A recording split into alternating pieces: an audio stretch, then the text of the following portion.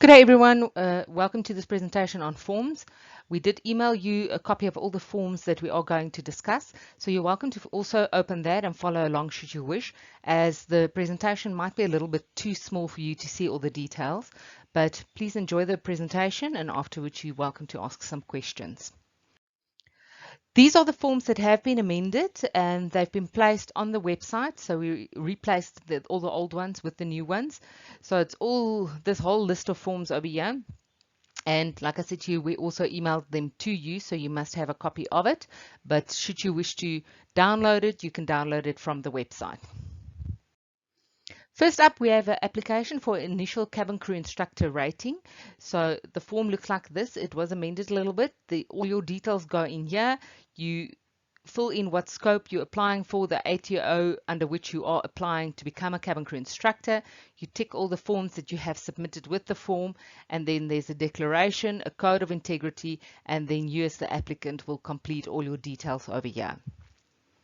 Okay, so this is the application for redesignation of a cabin crew instructor rating. The form's name is Application for Redesignation or Amendment of Cabin Crew Instructor Rating. So if anything needs to change on your rating, you can also use this form. All your details will go in over here, including the ATOs under which you operate with their approval numbers, the scope that you're applying for, then the current aircraft types that you're current on, the aircraft type and the last date of training over here. There's also a declaration by the applicant, code of integrity, and then this needs to be filled in and signed by you as the applicant as well. Then the cabin crew instructor quarterly report, which changed it a little bit in that we gave you some legends. So first you fill in your details on top here, ATO name, ATO approval number. Once again, each ATO that you do training for will have their own quarterly reports. So if you train at 3 ATOs, you'll fill in 3 different quarterly reports, and those quarterly reports will be kept on file at each ATO. So then you have your legend over here. So when you do training, you put in the date, the component, you can use the legend on top here, the venue, the hours that you trained, and the number of learners that you trained. If there's anything that you trained that's not on here, but it is SCPT related that we might have left out, that please let us know as well so we can amend it and you can then fill it in here.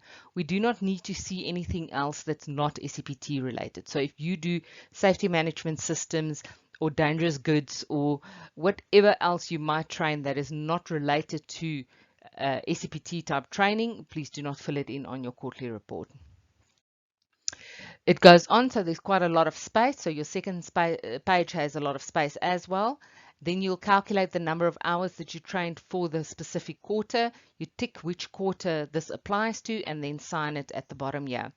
If for whatever reason you train more than the space makes provision for, you fill in 2 quarterly reports, but make sure we can see that it follows on each other. So you'll say quarter January to March, this is pack 1 of 2, and then the next one pack 2 of 2, just so that they go together and we can see if we request it that we know that that was for that one quarter. Then for a CDE, this is your initial application for CDE status. So when you want to become a CDE for the first time, you fill in your details over here, as well as the ATO under which you're going to train, the scope, so which CDE type drills that you're going to do, you fill in here, aircraft types, all your supporting documents, declaration, code of integrity, and then you fill this last part in and sign it. Okay, so this is your application form for redesignation of the CDE status or amendment. So if anything needs to change on your status, you also use this form. Fill in all your details here as well as the ATOs where you do assessments with their approval numbers. Then there's a new thing that we introduced that says number of assessments conducted per year. We changed the form pre-COVID, so we were going to introduce it earlier as well as the TGMs. That didn't happen. So for this year, we will not look at it in details. You need to fill it in when you submit your application. Fill in how many assessments you did. Doesn't matter if it says 0. This needs to correspond with your quarterly reports, obviously. This year is an exception. From next year, when the TGMs come into effect, which will be on the 1st of April 2021, we will look at this more closely so that it relates to what the TGM is requiring. For this year, not as much. Okay. Then the date of the conference, and then it says here dates of 2 assessments conducted on a cabin crew instructor. Remember that the regs now say that you need to do an assessment on a cabin crew instructor using the SACAA form, which we'll discuss a bit later. you need to do 2 a year, and obviously you need to receive in your instructor capacity 2 a year as well. So these are 2 dates that you've done. If you have assessed 10 instructors during the year, that's okay. We just need at least 2 dates. Okay. Then the scope that you're applying for over here, once again, aircraft type and the date of the last assessment for the aircrafts that you are current on, declaration by the applicant, code of integrity, and you fill this in and sign. CDE quarterly report, same thing, name, surname, license number, ATO approval number. Once again, each ATO where you do assessments need to have their own, and you keep it on file over there. Then once we have another legend over here for you, so you can use that when you fill in type of assessment. So you do the date, type of assessment, SJ for slide jump, the venue, the hours you assessed, and the number of candidates. If you do any assessment that's not here, you will use other, and please specify what other is. So don't just write other, specify what assessment it is. If there's anything other than this that we might have left out, you can do it that way. Over here, we've got not yet competent findings, and this is after their last attempt. So on the day you have your ATO says each candidate has 3 attempts. So on the day you've assessed your candidate, and on the 3rd attempt they're still not yet competent. That's what you'll fill in here, as well as the date of assessment and the date of the reassessment. So obviously this person will now be reassessed on that component, in all likelihood by another DE, and that's the date that gets filled in here. And over here, cabin crew instructor oversights that was conducted. So all the oversights that you did on CCIs, you will fill the details over here. Click on the quarter, tick the quarter over here, and then sign at the bottom. Then we get to the skills test reports. They have once again been changed. So this is a new presentation on them, different from the previous one. So if anyone in your ATO did the other conferences, this will be a little bit different because these are the new forms. Okay. So initial skills test report, you'll tick which component you are assessing. Is it initial, a requalification, or a validation for a foreign crew member? This is the applicant's details, and then this is the test results. So once you've done all the skills tests, you'll fill that in here, and the last date when dangerous goods were done or when AVMET was done. So you fill all those details in here. And at the bottom, the ATO representative will sign. With the 7-day submission, the date is calculated from this date over here. So once you've done all your drills on this drill form, the last drill that is being done, then only will the applicant sign and fill in a date here. So on that last day of assessments, that's the date they use. The ATO representative also signs and put the date, and then 7 days from that is when you need to submit this form. We have put a link in the comment section that explains the skills test forms as well. What we are saying, especially for initial crew, they need to use one form for all skills. So that you'll give your crew member or your candidate crew member a skills test report form, and they will carry it from ATO to ATO. So for example, you might use different ATOs to do different components for you. So ATO number 1, you send your candidate cabin crew member to do a wet ditching drill. That ATO will fill in their details over here, and approved training device for ditching. There won't be a training device, but they can fill in the swimming pool name here, do the drill, and the CDE for the day, dates, and stamps it. Then tomorrow you send them to a different ATO to do live firefighting. They fill in their ATO details over here. They put in their approved training device over here, the CDE, dates, and stamps after they've done the drills. Passenger briefing drills are being done at your ATO at the venue itself, and you fill in your ATO name there, and you just write the venue where the training is being done, date, and stamp. So it goes on till all the drills are done, and then, like I said, on the last day of the last drill, your candidate will fill in their details and the date over here. Underneath at the bottom of each page, they also need to sign. Okay, these are the next pages. Same thing. So all your skills everything has an ATO name and an approved training device. If there isn't an approved training device, write where the training is happening, the assessment is happening.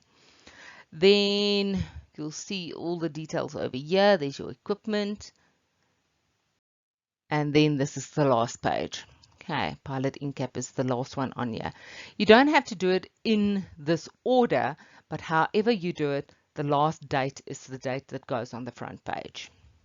Okay. Then recurrent skills test report, you'll see it changed a little bit as well.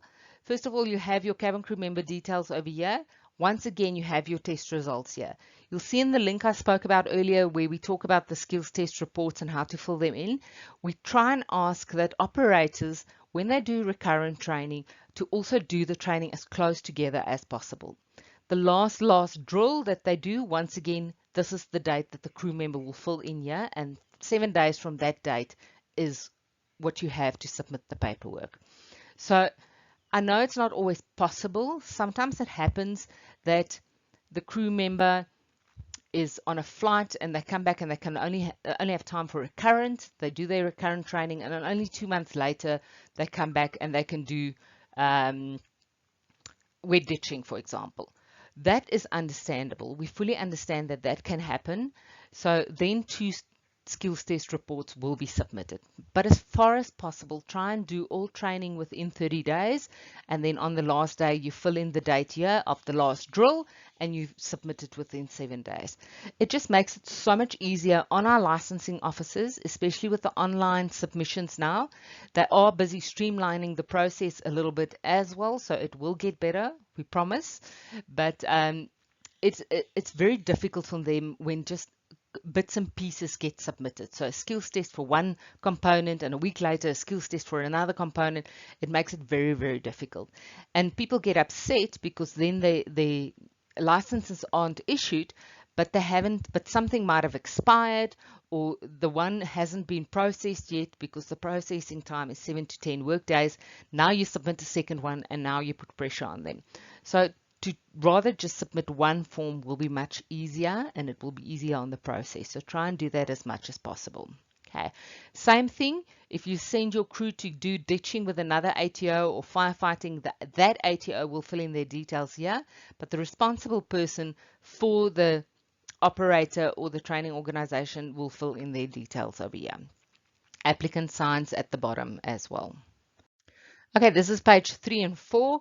It's the same principle. You'll see ATO name, approved training device over there. You'll see there might be drills that you think has gone missing from the form. They did not actually go missing.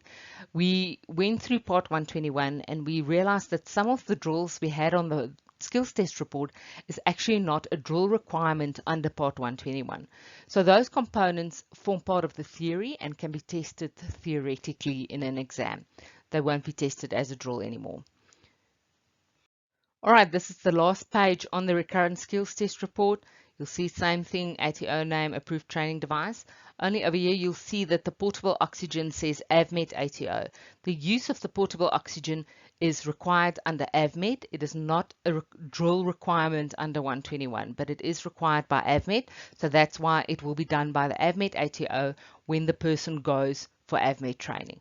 However, when you do check equipment checks, then obviously you cannot lose out on checking the equipment, the oxygen equipment. That will still be checked. So pre-flight checks, location, those type of things, that will still be checked. But this is just use.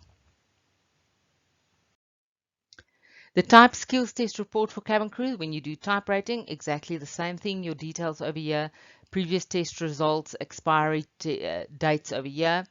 The ATO or the operator will sign here, and then all the drills work exactly the same way as the other skills test forms. I'm not going to go into detail with them. This is just page 3 and 4. All right, this is just the skills test certificate. It did change a little bit. We added a few more legends at the bottom. When you download it from the website, there will be 2 of these on the page. When you do the test, you can use the legends over here, the date passed, expiry date, CDE name and signature, CDE stamp. We just want to point out once again, this is a SACAA form. So please do not scratch out and cross out and anyone fill in details over here.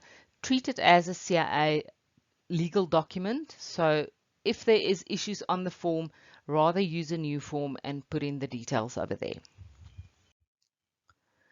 This is just the application for a validation of a foreign license. So if you do training of that sort, this is the form you'll use for foreign cabin crew when they want to have their licenses validated. All right, the following forms have also been newly created and placed on the link that we put in the comment section for you, and that's the cabin crew instructor assessment report form and the application for the cabin crew license. This form has also changed since the previous conferences, this bottom form, so it will also be different information than what your colleagues might have heard. Okay, the cabin crew assessment report form. When we do the TGM workshops, we will go through this form as well. All CDEs need to first do the workshop and make sure you understand fully how this form works. So I'm not going to go into too much detail for you now. This is just to sensitize you, but you need to first do the workshop before you can use this form. Remember that all instructors and CDEs have received exemption from oversight for this year, so you do not need to use this form this year. It will only be used next year. However, once you've done the workshop and you want to do an oversight over instructor, it's not a train smash. You can use it, get the feel of it, but you cannot do it before you've done the workshop. So you'll see all the instructor's details go in here, the assessor details here, a little introduction that you tick and fill in the component that's being trained. Then there's pre-briefing details, and then each component that you're going to check is over here. And each of them have a score that's allocated to them and a space where you can make a note where you'll fill it in on a later page. We'll get to it just now. So you'll score it 1, 2, or 3, depending on the criteria over here. This is the last page, and once you've scored everything, you add it up and it gives you a number out of 42. Here is the resources. So whatever resources the person used during training, you'll tick it here and write comments that if you need to. And then here's where you'll write out your notes. So if you wanted to say something about this component, you would have said, for example, note number 1, write note 1 and the detail that refers to note number 1. Then debriefing over here, when you debrief with your instructor, you'll tick that you've covered all aspects. On the last page, it'll give you an overall score out of 54, and then you work out the percentage out of 100%. That'll tell you whether it's satisfactory with input, or not satisfactory. And that criteria you'll find at the bottom here. Okay, so, but we'll go into lots of details when we do the workshop. Right at the bottom, both of you will sign after the oversight. This is the new form, the application for cabin crew member license. We used to only use this form for new licenses. However, now everyone who needs a license printed for whatever reason will need to fill in one of these forms. It is just easier for our licensing officers as well to keep track of who handed in a form, what documents were submitted with the form, and what license is being applied for. So you'll tick here what license change or insert or new license you are applying for. All your particulars go in here. Here you just say the aircraft type that you're applying for, the training organization or the operator, the name of the accountable person at the operator or the ATO, what documents you are submitting with this license, and then you sign it at the bottom. You'll see there's a note here that tells you which documents are required for each license type. So it gives it in detail. If there's any queries, please do ask us. This is new. We introduced it a little earlier in this year. There was quite a few issues. We sorted out the issues, hopefully, and this is now the newest, more streamlined form, and it requires more streamlined documents to be submitted with the form. But if there are any problems, please do send us an email so that we can have a look at it. Then when we come to scanning and digital signatures, we realize that a lot of people have difficulty with scanning of documents. You're not always at a facility where you can scan documents, but it's difficult for us when you send us a photo of a document. We need to submit these to our consistency and standards department. They cannot always properly see on the photo, so we do require scanned documents. So when we send you an email and say, please send us a scanned copy of your license or your certificate or whatever the case may be, please do scan it. Do not send us photos. This is just one example of an app that you can download on your phone. There are others. I use Cam Scanner. That's why I used it as an example, but please look in your Play Store what is available and what works for you. And what they do is you basically take a photo of your document, but it converts it to a scanned PDF format, which is much more workable for us. So please look at something like that should you need to scan documents. When it comes to signatures, our legal department said they do accept digital signatures. And depending on what program you use, what PDF program you use, it will have a function where you can fill in and sign and place a signature. Usually you will need to scan a signature and convert it to a format. It gives you guidance. You can have a look at your program that you use, and then converts it to a format that you can use. So you just say fill and sign, place signature, and then it signs your document for you. It is in PDF, so any PDF document can be done that way. So play around with whatever program you use. Go look at YouTube. There's quite a few tutorials on it, and you're welcome to use it that way. Then we get to document submission.